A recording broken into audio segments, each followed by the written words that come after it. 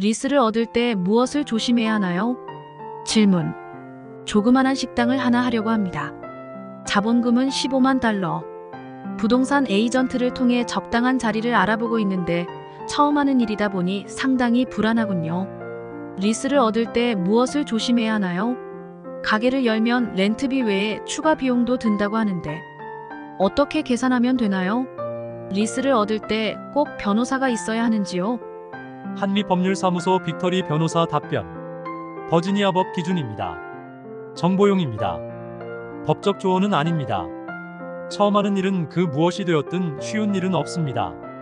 모든 일은 어느 정도의 시행착오를 겪고 나서, 그러니까 수업료를 내고 나서야 익숙해지고 잘할 수 있는 것이지요. 특히 큰 돈이 들어가는 일은 더욱 조심해야 하는데 역시 낭떠러지 길을 걷듯 조마조마할 뿐입니다. 셰르파라고 들어보셨나요?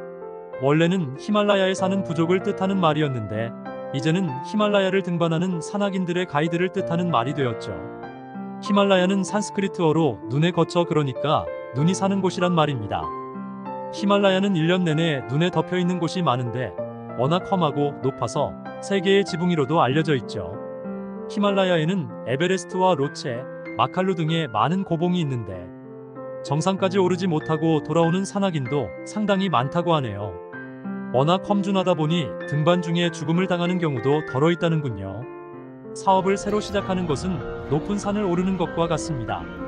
등반을 할 때 좋은 장비와 튼튼한 체력, 자세한 지도 등도 중요하지만 역시 가장 중요한 것은 길을 잘 아는 셰르파입니다. 훌륭한 셰르파는 위험한 곳이 어디인지 잘 알고 있으며 변덕스런 날씨를 잘 읽어내며 등반자가 어려움에 처하면 위기에서 벗어나는 방법을 잘 알고 있습니다. 리스를 얻을 때 제일 먼저 만나게 되는 사람은 리얼터인 부동산업자입니다. 리얼터는 크게 두 종류가 있는데 주택을 중개하는 레지덴셜 리얼터와 상업용 부동산을 중개하는 커머셜 리얼터가 있습니다. 커머셜 리얼터는 간혹 브로커라는 말로도 불립니다. 상업용 리스를 찾는 경우엔 물론 커머셜 리얼터를 통해 찾아봐야 합니다. 좋은 리얼터를 만나는 것은 좋은 셰르파를 만나는 것처럼 무척 중요합니다.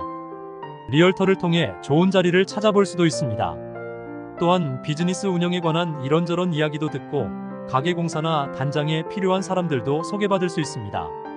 좋은 리스를 얻고자 한다면 좋은 커머셜 리얼터 혹은 에이전트가 필수입니다.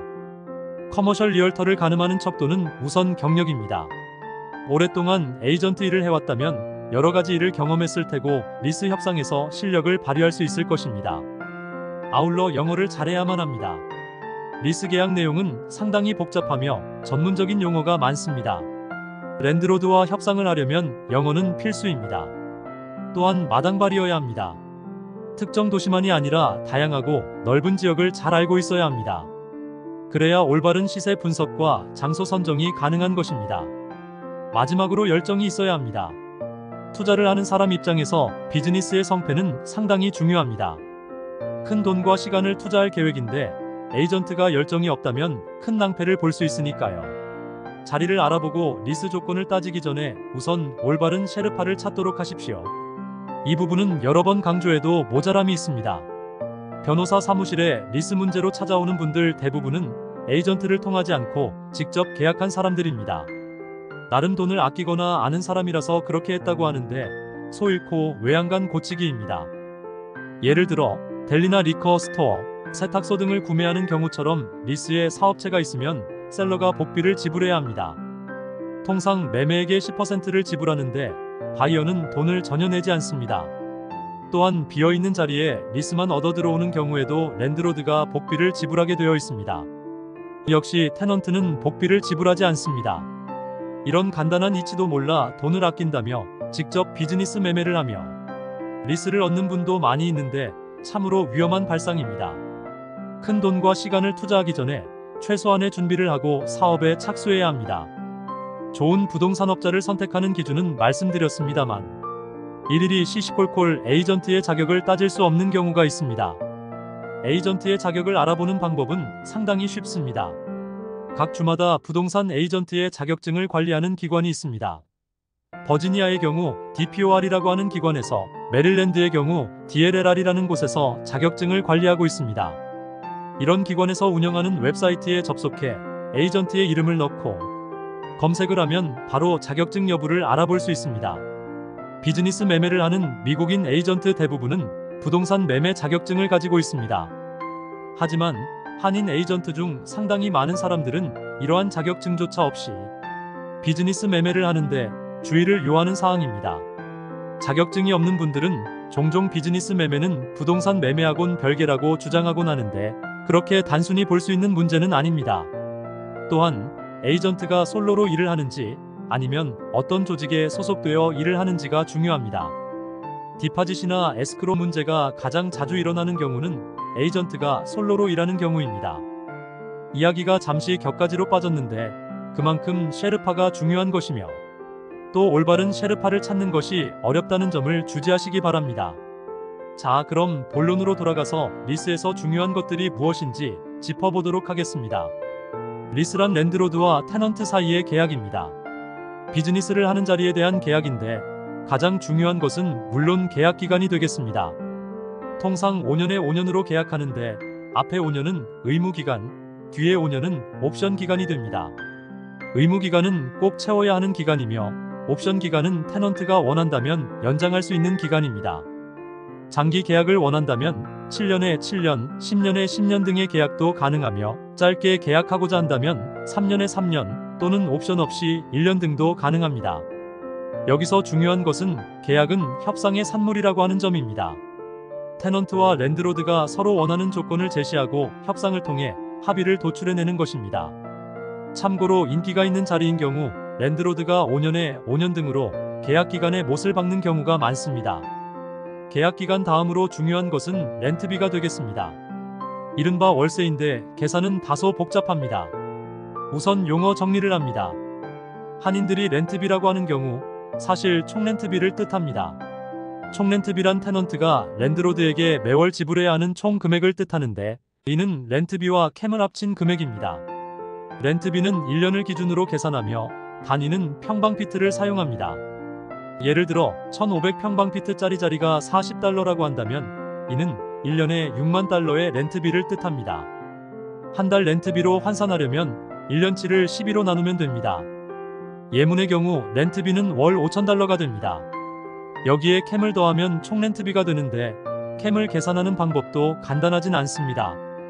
캠이란 공동구역 관리비의 약자인데 공동으로 사용되는 구역을 관리하는데 들어가는 비용을 뜻합니다. 통상 복도와 승강기, 화장실, 화단, 주차장 등의 관리비를 포함하는데 그 외에 광고비와 부동산세, 사무비, 보험료 등도 포함될 수 있습니다. 캠은 도깨비 방망이 같아 정확히 얼마가 나올지 모르는 경우가 많습니다.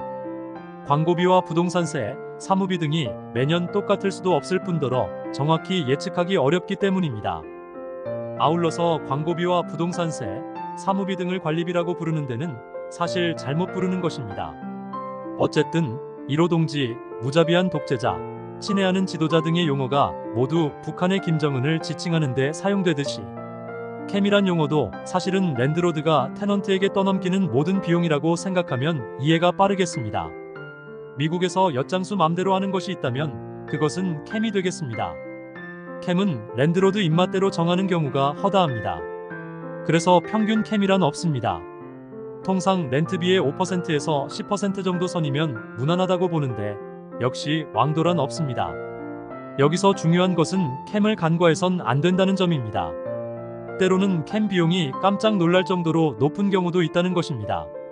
독자분 중에 엿장수를 전혀 못 보고 자란 분도 계실 텐데 옛날 엿장수가 동네방네 다니면서 엿을 팔던 시절이 한국엔 있었습니다. 고철, 고무신, 유리병 등의 폐품을 엿장수에게 가져다 주면 엿장수는 엿을 잘라주었습니다. 물물 교환인 셈이죠. 이때 엿장수는 엿의 길이를 자기 기분 내키는 대로 잘라줍니다.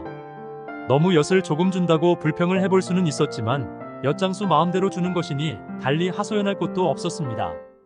그저 많이 주길 바랄 뿐입니다. 누나를 보내면 좀 더 많이 잘라주곤 하는데 누나가 멀리 시집을 가거나 배가 불러 있으면 그것도 허당이 됩니다. 여하튼 캠은 랜드로드 마음대로 정하게 되는데 간혹 배보다 배꼽이란 생각이 들 정도로 높은 비용이 나오는 경우가 있습니다. 예를 들어 주차장 공사비는 테넌트가 지불한다는 캠 조항이 있는 경우 몇 년에 한 번씩 큰 돈이 들어갈 수 있는 것이지요. 다이어트를 하다 보면 드러난 살보다 숨은 살이 더 무서운 경우가 있습니다. 캠은 리스를 얻는 데 있어 숨은 살만큼이나 위험한 존재입니다. 최소 지난 2년간의 캠은 얼마였는지, 비용 내역에 대한 감사 권한이 테넌트에게 있는지, 캡은 있는지 등을 확인해야 합니다. 그렇다고 해서 랜드로드가 무조건 유리하다는 뜻은 아닙니다. 아무리 엿장수라 해도 우리 집 마루에 있는 골동품을 마음대로 가져갈 수는 없겠죠. 가격이 맞아야 가져갈 수 있는 것이고 여기에 협상의 묘가 있습니다. 테넌트가 랜드로드에게 요구할 수 있는 것이 몇 가지 있는데 그 중에 하나가 공짜 렌트입니다. 그도 그럴 것이 대부분의 공간은 공사를 필요로 합니다. 사무실 용도가 아닌 한 어느 정도 손을 봐야 개장을 할 수 있는 것이지요. 가게 공사를 하기 위해선 여러 종의 퍼밋이 필요한데 그 모든 것을 하나하나 받다 보면 시간이 많이 걸립니다. 아울러서 실제 공사를 해보면 통상 원래 예상보다 더 시간이 오래 걸린다는 것을 알게 됩니다. 퍼밋을 받고 공사하는 기간 동안에도 렌트비를 내야 한다면 이것은 고역일 수밖에 없습니다. 소위 생돈이 나가는 상황이니까요. 그나마 자본이라도 넉넉하다면 다행이겠으나 그렇지 못한 경우 피말리는 하루하루가 될 수 있습니다. 프리렌트를 얼마나 받느냐 하는 것은 매우 중요합니다. 수입이 없는 공사 기간을 어떻게 보내는가에 따라 자금 압박의 수위가 결정될 수 있으니까요. 어렵게 공사를 끝내고 개장을 할 때쯤 되어 자금이 바닥난다면 그 비즈니스는 실패할 수밖에 없는 운명을 가지고 태어난 것입니다. 아무리 사업 수단이 좋아도 사업 초기부터 자금 압박을 받으면 그 사업이 제대로 운영될 수가 없는 것이죠. 그래서 프리렌트를 받아 공사 기간을 온전히 넘겨야 합니다. 프리렌트는 대략 1개월에서 6개월 정도를 받을 수 있는데 공사의 크기, 입주 경쟁자, 사업 품목 등 여러 가지 요인에 의해 결정됩니다. 랜드로드가 볼 때 매력적인 테넌트인 경우 당연히 프리렌트를 더 길게 받을 수 있겠죠. 랜드로드를 만나러 갈 때 예쁘게 차려입고 가라는 말이 아닙니다. 테넌트의 사업 계획, 경력, 재정 상태 등이 매력적인 경우를 뜻합니다. 프리렌트와 함께 얻을 수 있는 혜택은 공사비 지원입니다. 낯선 개념이 될 수 있는데 때때로 랜드로드가 테넌트에게 공사비를 지원하는 경우가 있습니다. 전기시설, 에어컨, 하수관 등 건물 자체의 가치를 높일 수 있는 공사를 하는 경우 랜드로드가 테넌트에게 공사비 지원을 할 수 있습니다. 능력 있는 셰르파는 프리렌트, 공사비 지원 등을 끌어낼 수 있는 사람입니다. 공사비 지원의 영어 약자는 TI 또는 TIA입니다. 질문은 간단했는데 답이 길었습니다. 자본금 15만 달러가 충분한지, 또 무엇을 조심해야 하는지에 대한 답변은 충분히 된 것 같습니다. 계산 방법은 알려드렸으니 계산기를 두드려가며 여러 번 연습하시고요. 좋은 셰르파는 부동산 에이전트가 될 수도 있고 변호사가 될 수도 있습니다. 중요한 것은 모두가 파트너라는 사실입니다. 과일나무에 열매가 맺히고 결실을 보기까지는 따뜻한 햇살, 충분한 비, 좋은 비료 등 많은 것들이 필요합니다. 하지만 가장 중요한 것은 시간입니다. 우물가에서 숭늉을 찾을 수 없듯이 좋은 리스를 단번에 찾을 수 있다는 생각은 버리십시오. 부단히 발품을 팔고 많은 사람과 이야기를 나눈 후에 결정을 하도록 하십시오. 20년 전통 한미법률사무소 제공입니다.